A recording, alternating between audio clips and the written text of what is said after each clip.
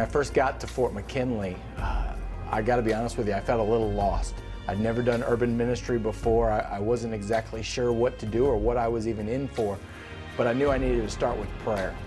So what happened was I would spend some of my time, my office time, out in the neighborhood. What God began to show me was not the decline or the decay of the neighborhood, but the potential. These 15 blocks that we were walking in, this contained little neighborhood, that these were the neighbors that Jesus was talking about when he said, love your neighbors. You know, that this is who, for us, he was talking about. So we identified this neighborhood as our own, as part of who we are and what we are to be about. And we just began asking the question, what would happen if we did anything and everything we could do to be the hands and feet of Jesus in this neighborhood? It was a simple thing. It really actually started with our prayer walks again, because our people were so passionate about ministry and mission that they asked me, Pastor Dave, as we pray, can we bring trash bags with us? Hurricane Ike came through and just blew branches and debris all over our neighborhood.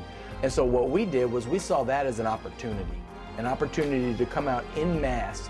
So one day after church, I just announced to the congregation, cancel whatever lunch plans you have. I don't care if you're in high heels and good church shoes.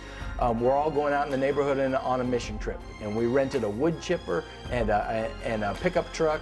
And we had about 60 people that Sunday afternoon follow us out in the neighborhood to begin to clean up after this storm had gone through. I've been working with Project Neighborhood for a couple years, and we go out into the neighborhood and we help a lot of older people and people who can't help themselves. What we found was every time we went out into the neighborhood, people began to come and in numbers.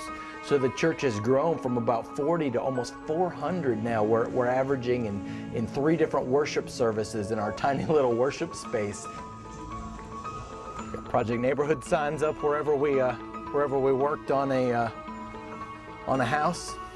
But you know, the amazing thing about Project Neighborhood is most of the time our neighbors, with the projects that we take on, they can afford the supplies, but maybe not the labor. Or we'll find some grant or some partner who can help us with those. And so, you know, we've not spent a nickel of budgeted money on Project Neighborhood, but look at the impact it has had in the community. See, it doesn't take a large church or a bunch of talented people or a lot of money to be able to pull something like this off. All it takes is a handful of servants who are willing to say, these are my neighbors, and we're just going to commit ourselves to loving them.